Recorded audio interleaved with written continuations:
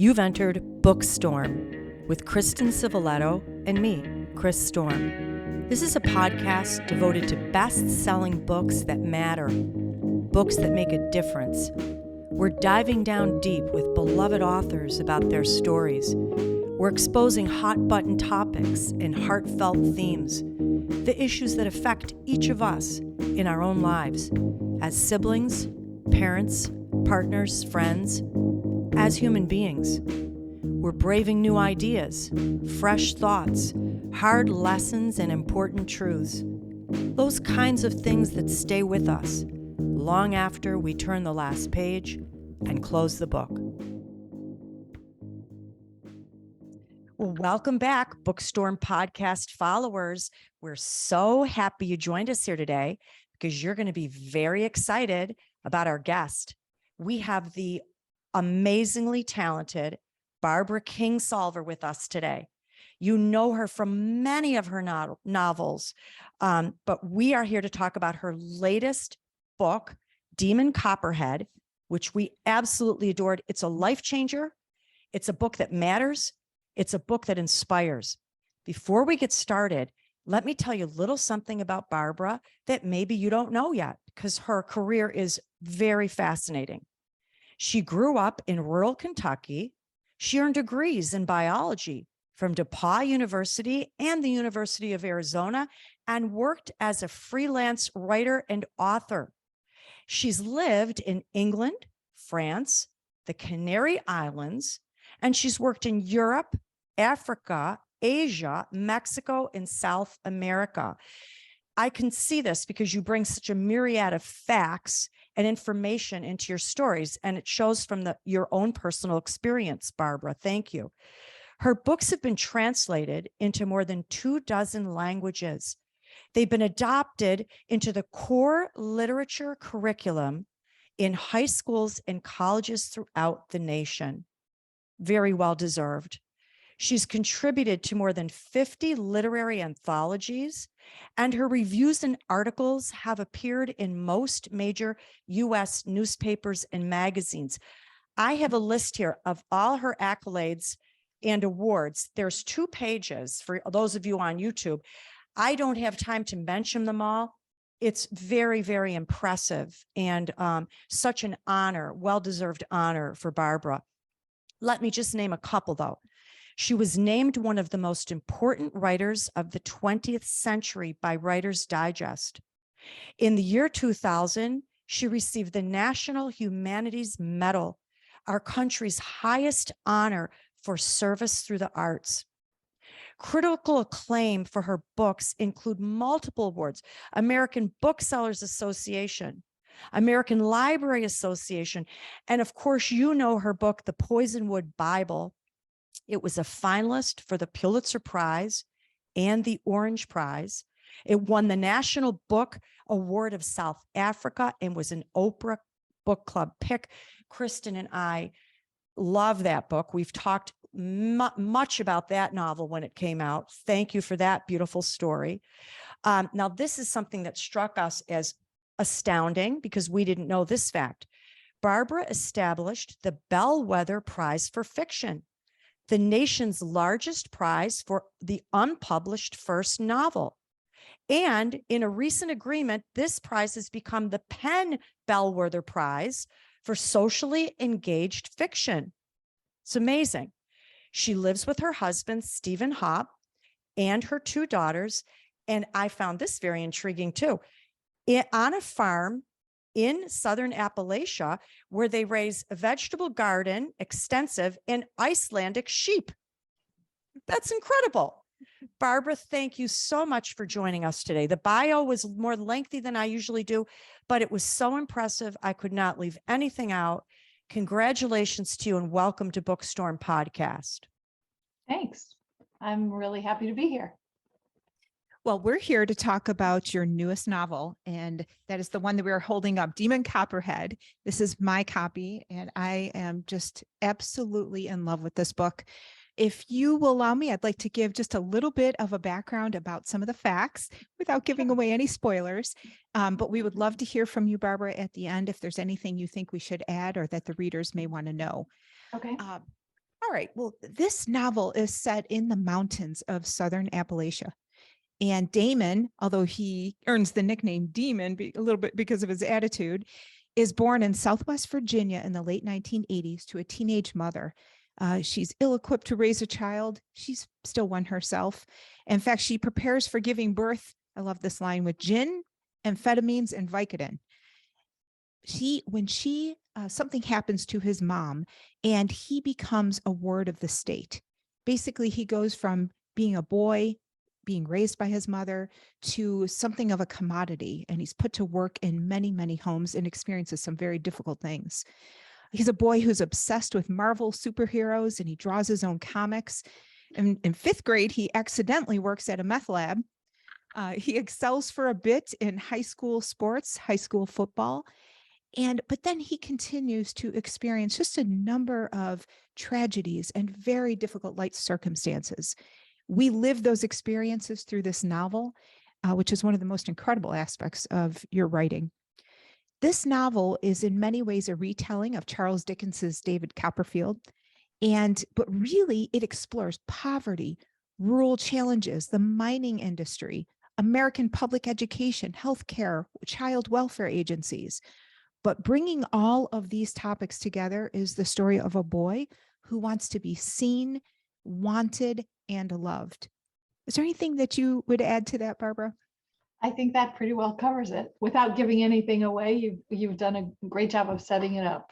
Okay, wonderful. Well, with that in mind, if we're ready to brave the storm, Chris will kick us off. We are ready. So readers, I have to tell you, you've got to pick up this book. It's a life changer, as I said.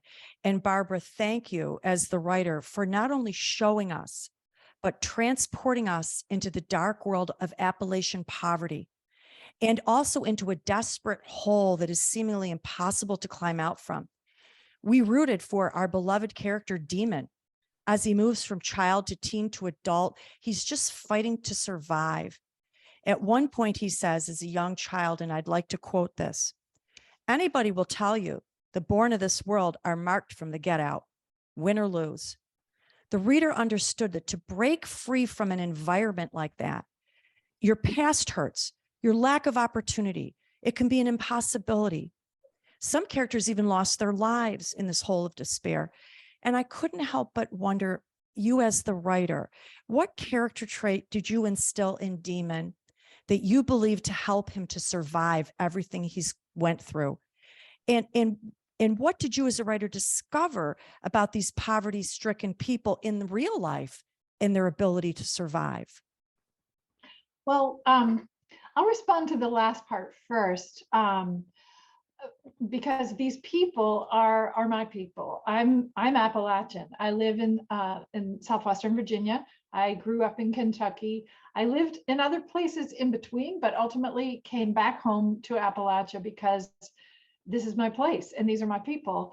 And I feel I write about a lot of different things, but as an Appalachian myself, I take as a really serious part of my project to represent Appalachian people with nuance and compassion and sort of the complexity of our lives, because when Appalachians show up in entertainment, in the news, anywhere else you see us, we are stereotyped. We are one kind of person. We are reprehensible hillbillies living in squalor. That's all you see. So a pretty important part of this novel, although you did a great job of characterizing this sort of hole of disadvantage that Demon was born into, there are all kinds of people in this novel. It's an ecosystem of characters.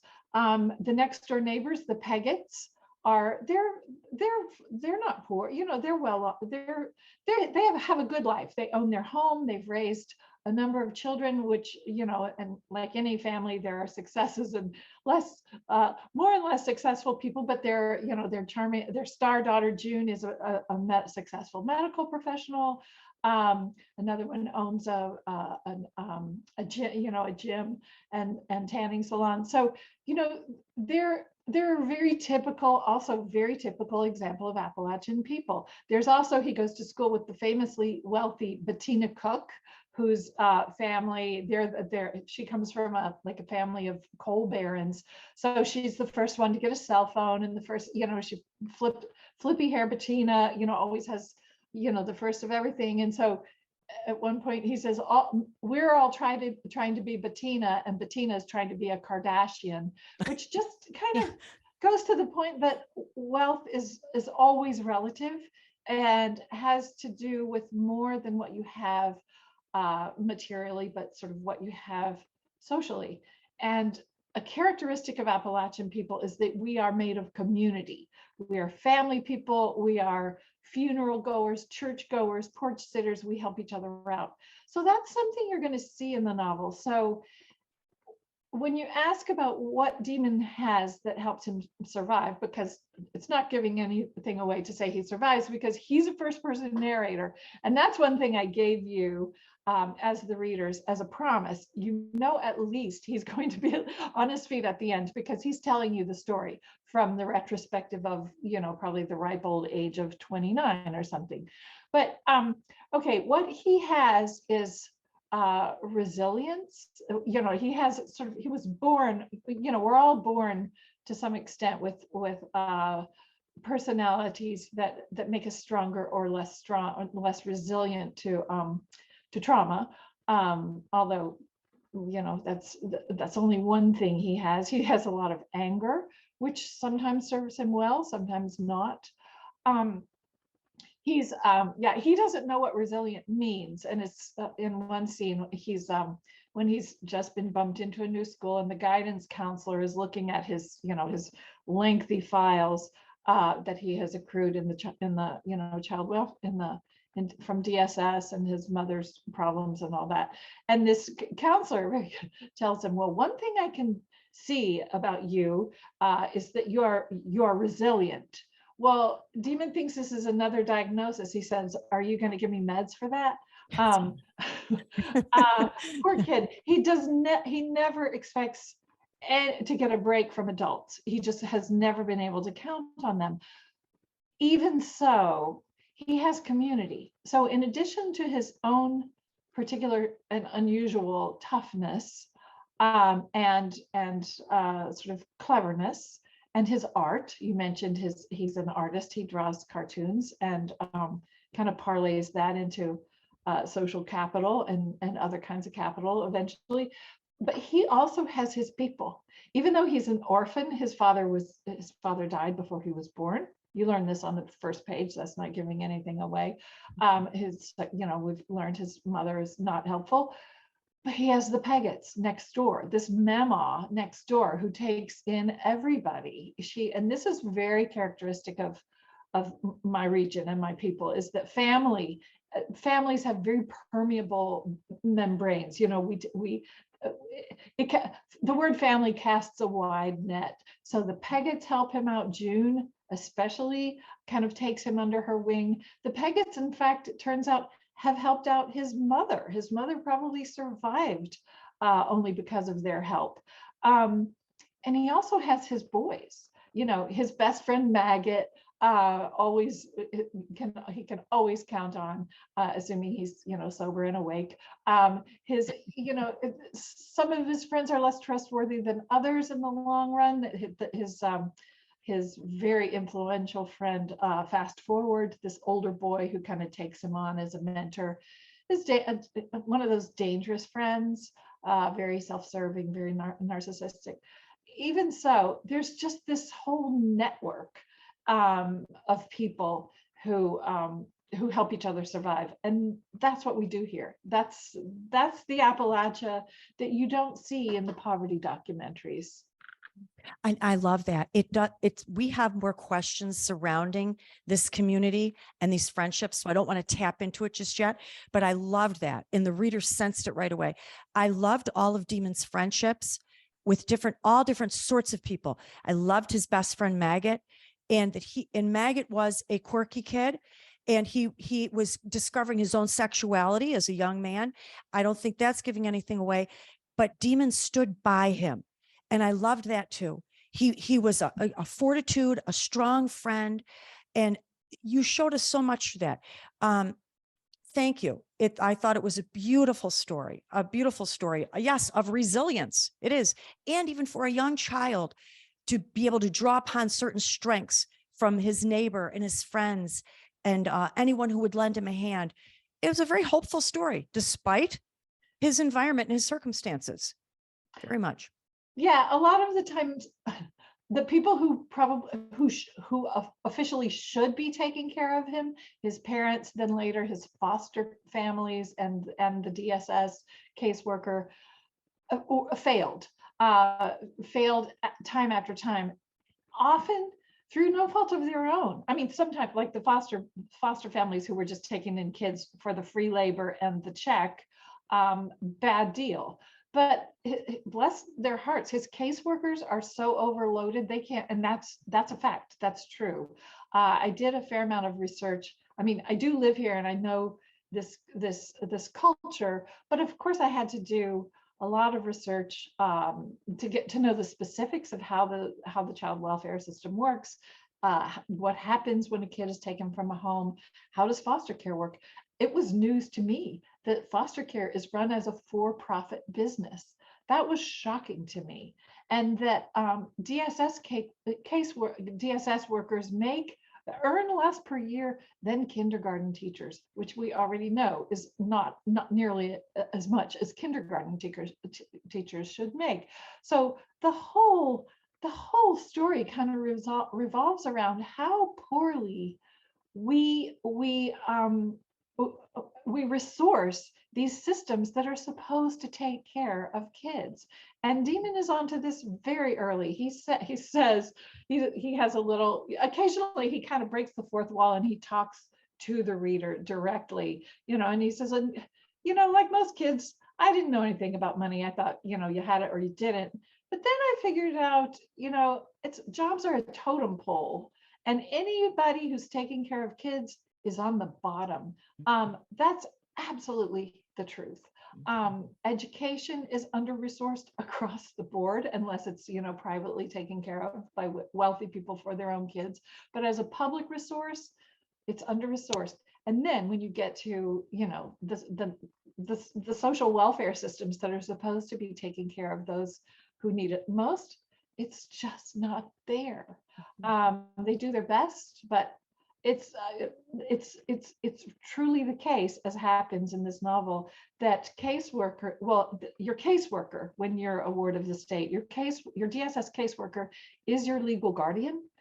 And these people, they're almost always women, have so many cases and there's so much turnover that it's really truly the case that a kid may not even know the name of his legal guardian, and vice versa. Wow. That's shameful. That's the country we're living in. So that, rather than just kind of like opening the door on Appalachian squalor or poverty or something like that, I wanted to open a door on these systems that are really all of our, it's all of our problem. This is our responsibility. This is what we are saying our kids are worth.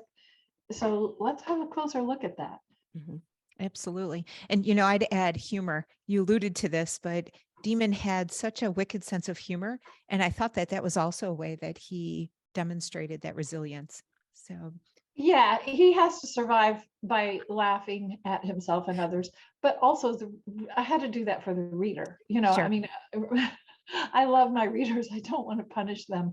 So if you're going to go with me to this difficult place and look at these, pretty heartbreaking stories, I have to give you a reason to turn every page. Yeah. And I also have to give you hope and a good belly laugh, every so often, ideally, every 2 pages, and a story that makes you keep wanting to go farther, to turn the next page. Yeah, absolutely. Well, along those lines, thematically, there was something else that caught my eye that I wanted to ask you about. This is a quote from your story. "The first to fall in any war are forgotten. Only after it's a mountain of bodies bagged do we think to raise a flag, and they call the mistake by a different name, because one downfall times 1,000 has got to mean something. it needs its own brand, some point to all the sacrifice. Mom was the unknown soldier. Now, after I read that, I had to really let that sit on me. And honestly, I had to put the book down for a minute because this was so profound. I think right now in America and across the world, we're witnessing the rise of a number of issues that have the potential to result in a mountain of bodies, both metaphorical and actual. And I wanted to ask you, how do we raise the flag when opinions are so polarized, when facts can't even be counted on to be facts anymore?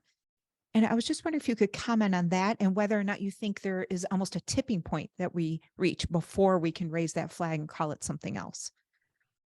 Well, I can't really say about a tipping point, because in some regards, we have gone so far beyond what's even, rational or reasonable. I'm thinking especially of the way that COVID as a disease has become polarized, and whether you believe in it or not, sort of identifies you as a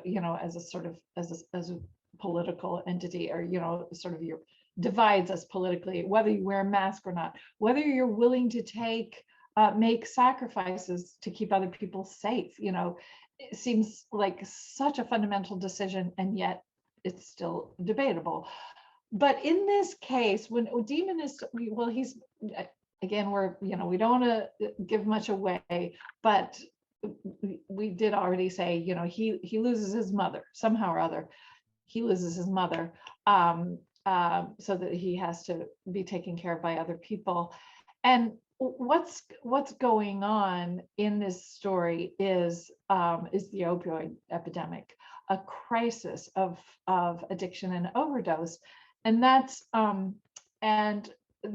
what he's talking about with the fallen soldiers. The issue here really is where do we assign the blame? Because it's just completely sort of become a part of our culture to blame victims in so many ways, and we're trying to climb out of that hole slowly with the sexual assault, because since time immemorial, that was a woman's fault if she was assaulted. I mean, even when I was in college, it was pretty much considered that if a woman was assaulted, it was her fault. She was in the wrong place, or for some reason didn't protect herself or provoked it or whatever. So this is absolutely the case with a lot of other problems too. Poverty, for one. Poverty is blamed on the victim. You didn't work hard enough, or you're not smart enough, because the American ethos is anybody can rise to the top if we just work hard. Never mind all of these structural, institutional problems that make it impossible for a lot of people to rise to the top. And addiction is one of the worst. For 50 years, we've had this policy called the war on drugs, which is actually, first it was the war on hippies, then it was the war on people of color, is what it really was, which is about criminalizing addiction. Addiction is a disease, and we don't treat it that way. We don't say to our daughter with cancer, oh, well, you shouldn't have gotten that, and I'm going to kick you out of the house, and when you hit bottom, then I'll help you get chemo. Imagine if we treated other diseases the way we treat addiction, which is to criminalize, to punish, and just to tell people, do better, just say no, quit. When, it doesn't work that way. That's another area that I researched thoroughly to write this book. I met with and listened to the stories of a lot of people who've been through the opioid addiction crisis, and happily come out the other side with recovery. But just to learn more about that journey, how does it start? How does it feel? What's that life like?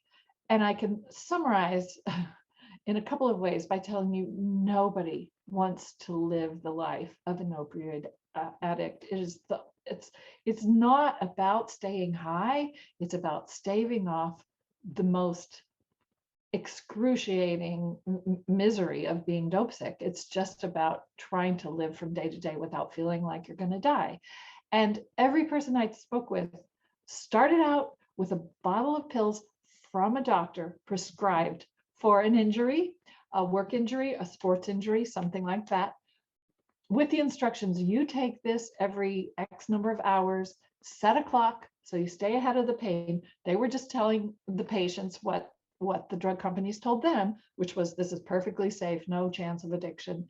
This is what happened to us. This is how Purdue Pharma really invaded this region with a disease, very widespread disease. So these people were following instructions, trying to be healthy, and ended up at the end of the first bottle with their brains so altered by, by oxy, that they had no choice but to continue taking it, however they could find it, to avoid feeling, like the worst sickness you can imagine. So the answer is, sort of what's the tipping point? How do we address the mountain of bodies and call it something other than a mountain of mistakes? I think the answer is compassion. To understand nobody wants to be this miserable. And the answer to this problem is not to blame the victim, but to treat the disease medically, compassionately, socially. And that's one of the things that I wanted to accomplish with this novel, is to take the reader inside, a life that maybe they haven't imagined yet, and come to the end of the book with a clearer sense of where the blame really lies. Yeah, absolutely. In fact, as you were speaking, I was thinking about how we almost need a perspective shift to understand that we have a common enemy, and the common enemy is not people, your fellow people. There's something else at play. Yeah. And so I think that's one of the reasons why this book is so important, so significant. I mean, it's also compelling in terms of reading and all the things that as readers we love, but the underlying message is something that I think is very important, because that perspective change is needed. And sometimes we don't see it until we see it in art or in a novel, and it hits us. Because like Barbara said, she made us feel it. Yeah. We felt it. You weren't telling us, here's how it feels. We felt it with the character. This opioid crisis, we live in Western New York. It's horrible here too. You're speaking to everyone throughout the United States who can learn from this. And it's education, compassion, and stop prescribing opioids to people so readily like this without caution. And it was a wonderful, wonderful aspect to this book. Thank you for sharing that. I want to go back to relationships a little bit, because I loved Demon's relationship with his mother, as imperfect as she may have been. And she was struggling with her situation. So maybe she couldn't get a job. She had depression. She had many issues, but he loved her. He forgave her. He didn't hold anything against her. He missed her. And as you were talking about these relationships with the neighbor, the neighbor's mother, his friends, the football star who gave him a little bit of hope, a little attention, I just couldn't help but believe sometimes even painful relationships, we can still find hope. Relationships don't have to be perfect. I feel like you were showing us that someone who's struggling by our side could be all that we need is someone else to fight this battle along with us.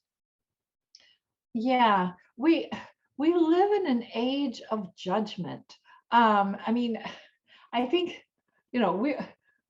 we all of us judge others. It's kind of just part of being human. We look at other people and think to ourselves, if we're kind, if we're tactful, not kind, but tactful, we think, I could do better than that. I won't say so. But suddenly people say so. I mean, it's and I think, of course, social media has sort of exacerbated this, that we can judge from a distance without looking the person in the eye, and somehow or other, we've come to an era when of virtue signaling and of sort of people really finding 100 ways to say, well, I'm a good person and this person is bad because they don't meet my standards of morality in this domain or that, and so they're canceling each other for infractions, great or small, has become a dominant mode of interaction in the world, in the United States, which is so terrifying to me, because canceling means there's no chance for redemption. No, if you don't give a person the opportunity to sort of have a conversation and say, I was wrong, I messed up, I'm sorry, I will try to do better, you're not making the world better. You're just making everyone live in fear of taking any risks at all, or even, opening their mouths or establishing, a position on anything or point of view. We also have sort of siloed categories of beliefs. So, whatever group we're in, we all agree on, like this handful of positions. And it becomes very difficult to sort of step outside of that silo and say, well, I agree with you about these 9 things, but on the 10th, I'm not entirely sure.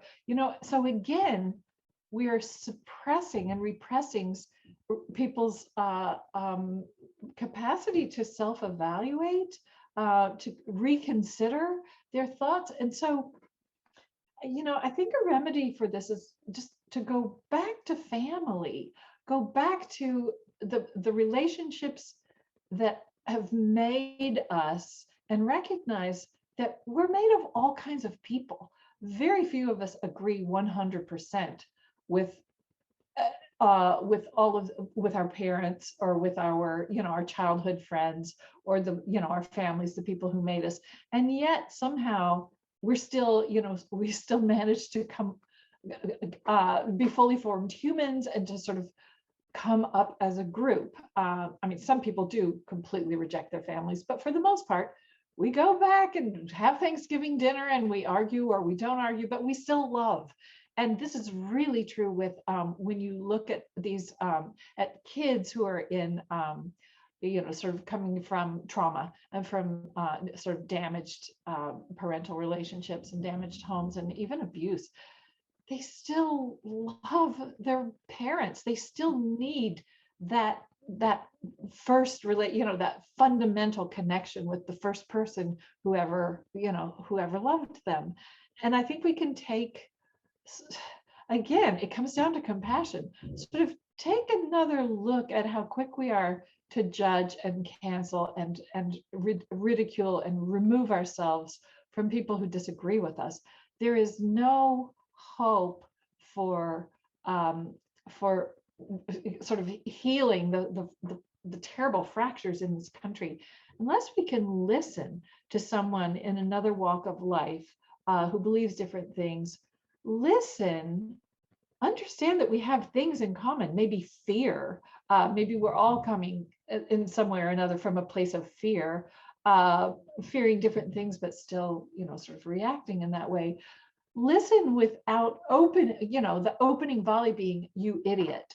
And that's another way that I hope this novel can generate some compassion, because I live in one of the reddest parts of the country, if we're going to just talk politics.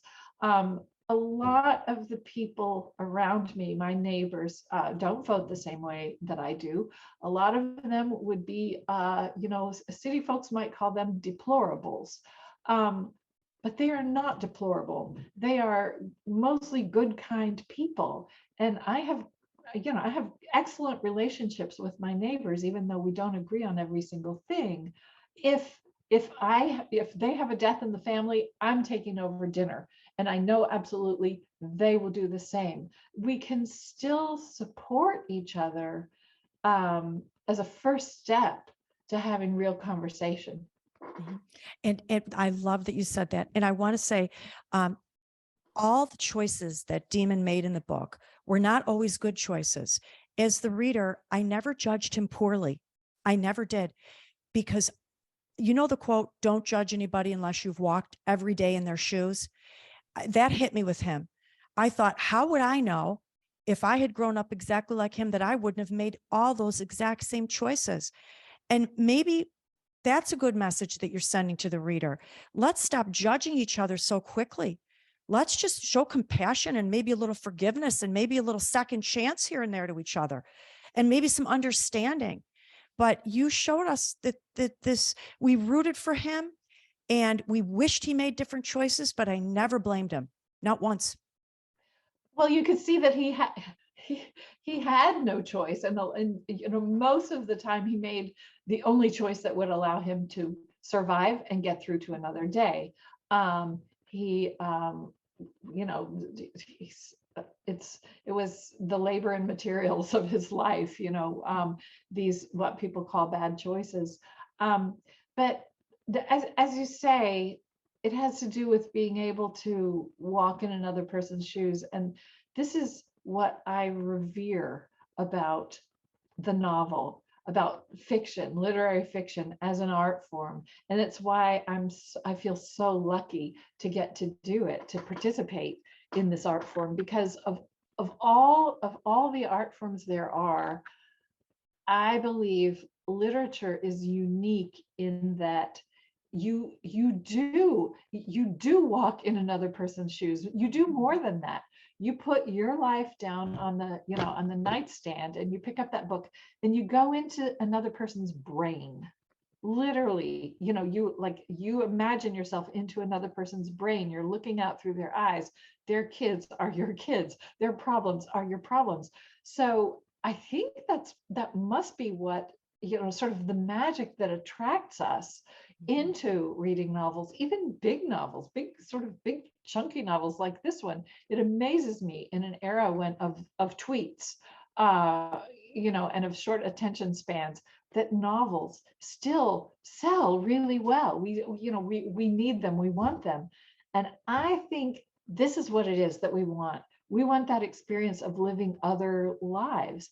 And if you think about it, inhabiting the other, going into another life and really feeling it from the inside is such a political act. It's remarkable because it's the antidote to war.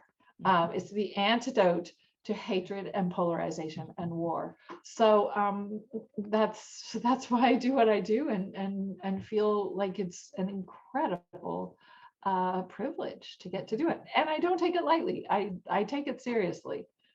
Very It's a well power. said. Very well said, Barbara. Beautiful, with beautiful testimony to fiction and the power of fiction. And you are using it to the full extent. Thank you. Yeah, I was thinking about our common humanity. And when you talked about these different silos of identity, that a lot of times we are clinging to, when we pull back and look at the commonality of our humanity, we are global citizens. Those are perspective shifts that maybe can help address some of these problems that we are seeing, both politically, through war, whatever the issue is. So it's very well put. I know we're at the end of our time. Do you have time for one more quick question, or Sure, okay? of course. These are such good questions. I Thank love you. This. Really is a deep dive. I mean, Yes, it is. I feel like I've probably done 150 interviews about this book, but I have never talked about some of these things. So thank you for the depth. This is really, really enjoyable for me. Thank you for Wonderful. saying that. That means a lot to us because we are very deliberate in reading these books so very carefully, and we do vet them too. And we so thoroughly enjoy these deep life-changing issues within these books. It means a lot to us, Kristen and I, to hear you say that. Thank you. Well, along those lines, I wanted to ask you about self-worth, because this story had me reflecting on the big picture. Not just the angry, rebellious teen makes these choices. It was the foundations that were laid from the very beginning of his life. And I wanted to ask you about that because in your story, some of the characters spent some of their formative years where they needed more caring or nurturing, maybe more stability. And later, when neighbors or friends tried to intervene in their lives, they rejected that. Maybe they didn't trust they'd stay around. Maybe they didn't feel worthy of that kind of intervention and help. And I was thinking, you really showed us that these are very deep wounds. And I was wondering if you were trying to highlight maybe the importance of parenting in those formative years and meeting those needs that children have when they are 1, 2, 3, 4, 5 years old. I was just wondering if you could comment on that.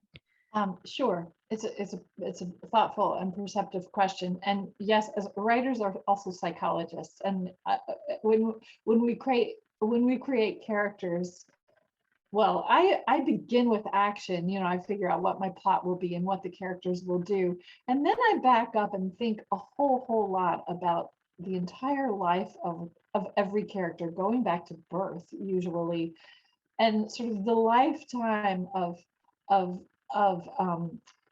either praise or damage that will render a human who does exactly this thing that I've set out for them to do.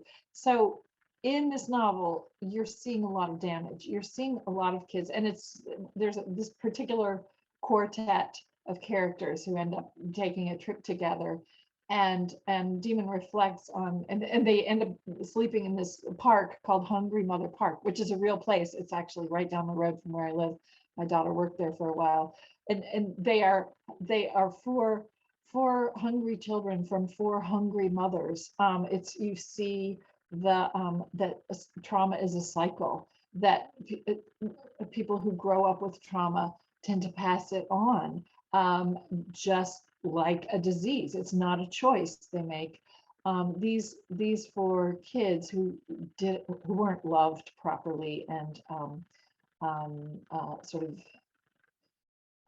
they didn't bond properly with their mothers because of trauma, have wound up thinking very little of themselves, and it doesn't. I mean, that's manifested in different ways. Sometimes that comes across as narcissism. Sometimes a person who seems very arrogant and condescending and confident is actually covering for a complete absence of self-love. Other times, often in women, it comes across as people-pleasing, as ingratiating, as trying really hard to, be everything to everybody. It manifests in different ways, but it's a damage that keeps on giving in the worst ways. It doesn't have to be, and we can all, sit around and say, well, people should take better care of their children, but it's not as simple as that, of course, and that isn't always possible. But there are other ways that we can take care of children, and it's so often the case that if a child has one adult in their lives that they can count on, just one. I mean, there's plenty of psychological literature that shows this. If they grow up with one adult they can count on, it makes a huge difference, even if that's not a parent. It is often a grandparent. And going back to Appalachia, where I live, because we're often, very big families, extended families. It's around here, a grandmother's called a mammaw, and it's the mammaws who are the glue of families. It's the mammaws who are really looking after, that kid who might get lost. Sometimes it's a teacher or a counselor. In this story, he finds Mr. Armstrong, this counselor who diagnosed him as resilient, who ends up being, really changing his life. And they're adults along the way that seem to help, sometimes for a little while, sometimes that, the bottom falls out. But I really wanted to explore that too, how family is not just one thing. Mothering doesn't just come from a mother. And I think that's another kind of, well, I would call it a disease of American iconography and ideology, is that the nuclear family, the dad, the mom, and the 2.5 kids living in their own little isolated a suburban house with their 2 cars, that's the ideal. There's nothing in human history that supports that as an ideal. That actually in this country happened for a minute. It was just like right after World War II, something happened in American culture that kind of drove people, incentivized people to move away from their families for a job, from their natal families, to move across the country to work for IBM or whatever, and kind of set everybody up in these little isolated houses, almost kind of discouraged socializing across, either across generations or even across, town, and ended up with these little units that are very vulnerable.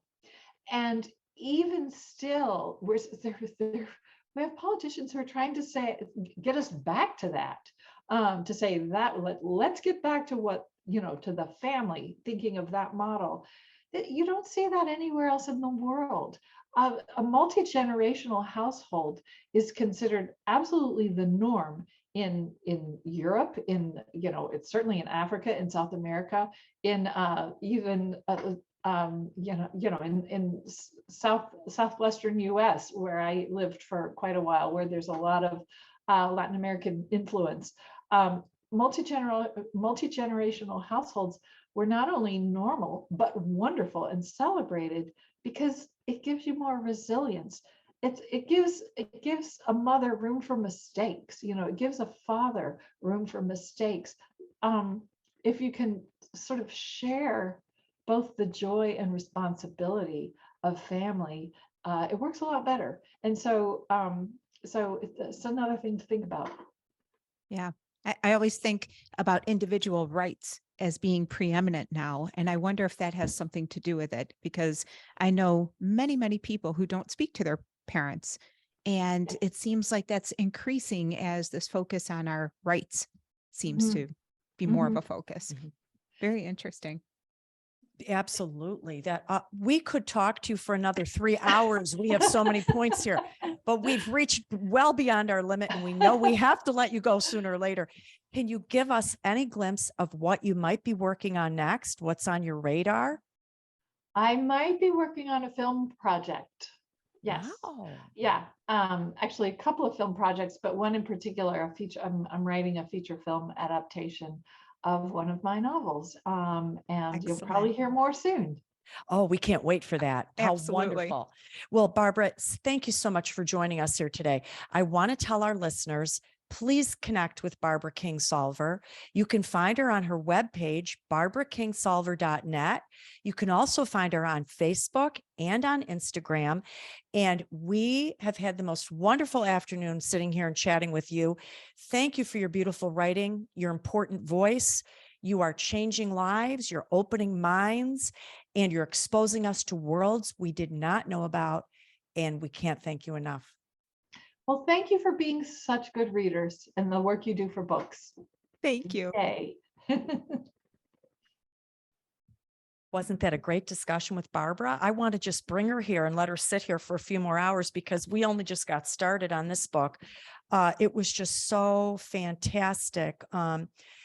We talked a lot about kids, and you brought some great issues up about how these formative years are so important. At one point, her character said, Demon, as a child, and I'm going to quote, "A kid is a terrible thing to be, in charge of nothing. If you get past that and grown, it's easiest to forget about the misery and pretend you knew all along what you were doing, assuming you've ended up someplace you're proud to be. And if not, easier to forget the whole thing, period. So this is going to be option 3, not proud, not forgetting, not easy." Yeah, there's so much insight throughout this book. And by the way, I think our conversation reflects the multidimensionality of this book. Oh, Which, yes. right. But this issue in particular about parenting really struck me, because a lot of times if we have children, we might have them at a time where we're least equipped to have them. We don't have the benefit of years of wisdom of working in the workforce. I mean, of course, some people do, but most people not necessarily. But that's where that aspect of having extended family comes into play. And she's right. I come from a big Italian family, and it used to be that the grandparents were very, very involved in raising of those children. They could discipline those children and also speak wisdom, teach them to cook, whatever it was. But now I think there are generations who think, I don't have anything to learn from you. Everything you did was backwards and narrow-minded. And because of that, I reject everything, including your parenting advice. And I'm going to raise my children as I see fit. And I think there's some danger to that. What do you think? I agree. You brought that up to her. And I think that it's a sort of a poison going through our society today, where I see it's almost an epidemic where children are getting angry at parents and deciding they're never going to speak to them again. And I'm not talking about cases of abuse here, but I'm talking about arguments, disagreements. There was something in this book that said, hey, let's stop judging each other. Let's give you a second chance. Let's have a little forgiveness. Let's just let people be who they're going to be and accept them, because we are missing so much with not having these parental and grandparent relationships. Barbara said other countries like Africa and also Asia, they celebrate their parents and grandparents. They all live together in the same home. They don't look at the elders as if they're a society that's old-fashioned, unrelatable. They don't understand. They look at their grandparents like wisdom. There's wisdom in this age that I'm going to tap in on. And I think this could be a very hurtful thing happening in society today. Get your families back together, forgive, stick it out. You don't have to listen to everything every family member says, but to just kick them out and say, I have nothing to do with you, I think you're missing out on something. Yeah, it's almost like canceling parents, like we cancel people in society.